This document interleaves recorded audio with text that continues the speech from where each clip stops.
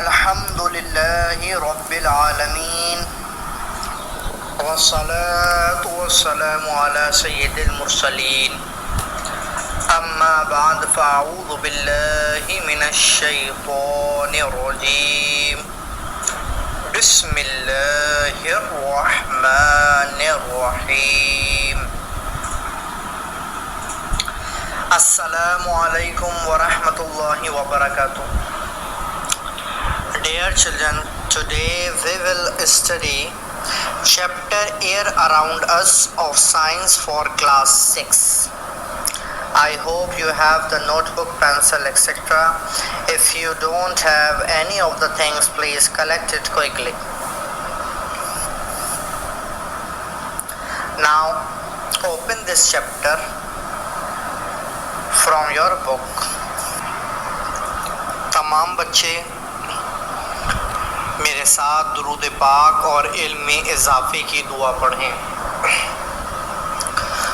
अस्सलातु वस्सलामु अलैका या रसूल अल्लाह व अला आलिका व अस्हाबिका या हबीब अल्लाह।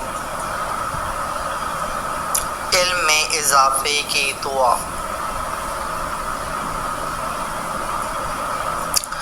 रब्बी ज़िदनी इल्मा। अस्सलातु वस्सलामु अलैका या नबी अल्लाह व अला आलिका व अस्हाबिका या नूर अल्लाह। प्यारे बच्चों, आज के कंटेंट्स क्या हैं? Air, composition of air, importance of air, air pollution, causes of air pollution, disasters, effects on air pollution, control on air pollution। आज हम इनमें से कोशिश करेंगे कि ज़्यादा से ज़्यादा कंटेंट्स हम कवर कर लें। बच्चों, डेफिनेशन क्या है एयर की? Air is the earth's atmosphere. Air around us is a mixture of many gases and dust particles. It is the clear gas in which living things live and breathe. It has an indefinite shape and volume. It has no color or smell. It has mass and weight because it is matter. The weight of air creates atmospheric pressure. There is no air in outer space. अब मैं इन सबको explain करता हूँ। Air atmosphere, earth atmosphere है। Air mixture है बहुत सारी gases का और डस्ट पार्टिकल्स का। ये क्लियर गैस है जो लिविंग थिंग्स को ज़िंदगी देती है, सांस लेने में मदद करती है। इसका इनडेफिनिट शेप और वॉल्यूम होता है। इसका कोई कलर नहीं होता और कोई स्मेल नहीं होता। It has mass and weight. इसका मास और वेट होता है क्योंकि ये मैटर है। एटमॉस्फेरिक प्रेशर जो होता है वो किस तरह बनता है? वो वेट ऑफ एयर क्रिएट्स करता है और आउटर स्पेस में कोई एयर नहीं होती। Next slide. अगर हम बात करें वॉल्यूम की, यानी कॉम्पोजिशन ऑफ एयर में अगर हम देखें कि कौन कौन से कंपोनेंट्स होते हैं, तो by volume dry air contains 78% of nitrogen, 20.95% oxygen, 0.93% एर्गॉन, 0.04% carbon dioxide and small amounts of other gases. Air also contains a variable amount of water vapor on average around 1% at sea level and 0.4% over the entire atmosphere। बच्चों ये जो dry air contains है यानी हमारी जो atmosphere में जो air होती है उसमें nitrogen, oxygen, argon is a noble gas, carbon dioxide और small amount of other gases जो होती हैं इनकी परसेंटेज बताई गई है। और variable amount of water vapours जो होते हैं जो एयर कंटेन करता है वो सी लेवल पर 1% होती है और एंटायर एटमॉस्फेयर पर 0.4% होती है। अब मैं आपको एक डायग्राम शो करता हूँ जिसमें आप लोगों को कॉम्पोजिशन ऑफ एयर अच्छे से समझ आ जाएगा। अब आप ये देख सकते हैं कि सबसे ज़्यादा परसेंट में पाए जाने वाली जो गैस है एटमॉस्फेयर में, एयर में, वो क्या है? नाइट्रोजन है। नेक्स्ट, इम्पोर्टेंस क्या है एयर की? We all need oxygen for respiration. The animal that live both on land and even the aquatic animal need oxygen to exist, otherwise they would all die। बच्चों aquatic animals कौन से होते हैं? जो पानी में रहते हैं, समंदर में रहते हैं। तो ऑक्सीजन जो है वो सबके लिए ज़रूरी है, रेस्पिरेशन के लिए ज़रूरी है। सांस नहीं लेंगे, ऑक्सीजन बॉडी में नहीं जाएगी, ब्लड को ऑक्सीजन नहीं मिलेगा तो डेथ हो जाएगी। तो ये जितने भी एनिमल्स हैं, ख्वाह वो ज़मीन पर रहते हों या वो पानी के अंदर, उन सबको एग्जिस्ट होने के लिए हवा की ज़रूरत होती है, ऑक्सीजन की। We use oxygen all the time but it is still not exhausted because trees return this oxygen to the atmosphere during the process of photosynthesis। बच्चों आपको ये बात पता है कि फोटोसिंथेसिस ग्रीन प्लांट का वो प्रोसेस है जिसमें वो अपना फूड खुद प्रिपेयर करते हैं और इसमें वो हैवी अमाउंट में ऑक्सीजन जो है वो एटमॉस्फेयर में रिलीज करते हैं। Plant consume carbon dioxide for photosynthesis. Atmosphere में जो कार्बन डाइऑक्साइड होती है वो फोटोसिंथेसिस के प्रोसेस में कारआमद होती है।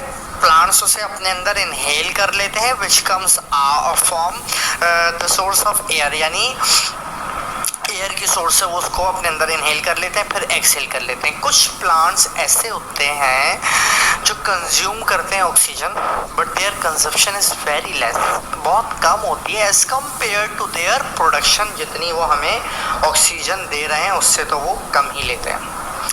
Air, next slide. Air helps in maintaining the temperature on the earth's surface by circulating hot and cold air। Air act as a conductor of heat। The phenomena of the water cycle are also dependent on air।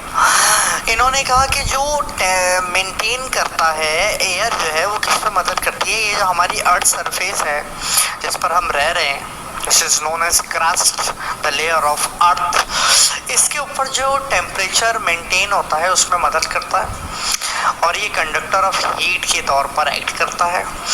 ये water cycle का जो phenomena है वो भी इसी पर dependent होता है, यानी एयर पर डिपेंडेंट होता है। Air plays an important role in the generation of electrical power। Windmills use air to create power directly। Air when passed through a large turbine it generate electricity। अच्छा बच्चों एक बात मैं आपको बताऊं, ये जो हवा है ये बहुत इंपॉर्टेंट किरदार अदा करती है इलेक्ट्रिकल पावर को जनरेट करने में। ये जितनी भी विंड मिल्स होती हैं, बहुत तेज़ तेज़ हवाएं जहाँ चल रही होती हैं और वहाँ पर इन्होंने बड़े बड़े प्लांट लगाए हुए होते हैं जिससे बहुत तेज़ी से जो हवा गुजरती है उससे ये डायरेक्टली पावर इलेक्ट्रिसिटी क्रिएट करते हैं। तो एयर जो है वो लार्ज टरबाइन से जब गुजारी जाती है तो ये तब भी इलेक्ट्रिसिटी जनरेट करती है। तो एयर का बहुत अहम किरदार है, तो आपको इसकी अहमियत का अंदाज़ा हो रहा होगा।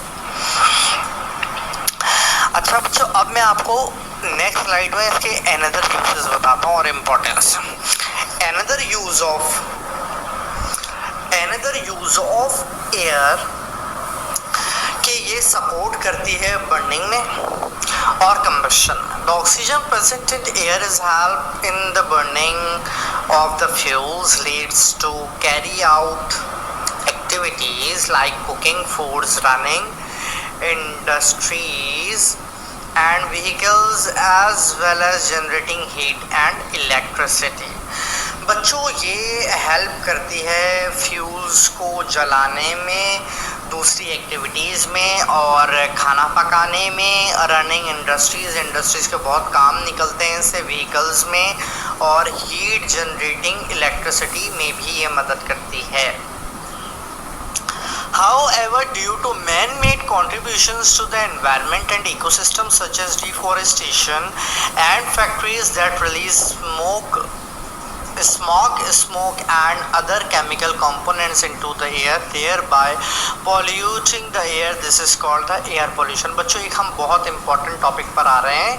एयर पोल्यूशन जो है वो क्या होता है, जो केमिकल कंपोनेंट्स होते हैं, जो फैक्ट्रीज होती है, डिफॉरेस्टेशन हो जाता है, आग लगा दी जाती है और फिर जो फैक्ट्री से स्मोक धुआं वगैरह निकलता है, फिर जो स्मोकिंग है उसका जो धुआं है, फिर जो कचरा जल रहा है उसका है, तो इन सब के कचरों से और फिर इन सब की पॉल्यूशन से जो हवा के अंदर जो ये सब पॉल्यूशन आलूदगी पैदा होती है हवा में, उसको हम क्या कहते हैं, एयर पोल्यूशन कहते हैं। अब हम पढ़ेंगे कि एयर पोल्यूशन क्या होता है। Air pollution is a type of environmental pollution that affects the air and is usually caused by smoke or other harmful gases. In other words, air pollution is the contamination of air due to the presence of or introduction of a substance which has a poisonous effect. Many of the world's large cities today have polluted air or low air quality. Air pollution ये एक type है environmental pollution की जो effect करती है हमारी air को, और ये किसकी वजह से होती है, स्मोक की वजह से और हार्मफुल गैसेस की वजह से होती है। अदर वर्ड्स में हम इसको क्या कह सकते हैं, एयर पोल्यूशन एक कॉन्टेमिनेशन है एयर का जो होता है किसकी मौजूदगी से, उन सब्सटेंसेस की मौजूदगी से जिनका इफ़ेक्ट पॉइजनस होता है। जितने भी वर्ल्ड लार्ज सिटीज़ हैं वो पॉल्यूटेड एयर और लो एयर क्वालिटी का शिकार हैं। नेक्स्ट स्लाइड में हम ओजोन लेयर की बात करते हैं। The ozone layer considered crucial for the existence of the ecosystems on the planet is depleting due to increased pollution. Global warming as a direct result of the increased imbalance of gases in the atmosphere has come to be known as the biggest threat and challenge that the contemporary world has to overcome in a bid for survival. Ozone layer जो है ये exist करती है ecosystem में planet पे, तो इसकी वजह से भी इंक्रीज़ होता है पॉल्यूशन, और ग्लोबल वार्मिंग जो है ये भी एक समझ लें बिगेस्ट थ्रेट है एटमॉस्फेयर में, एक चैलेंज है जो ओवरकम है इन अ बिड फॉर सर्वाइवल।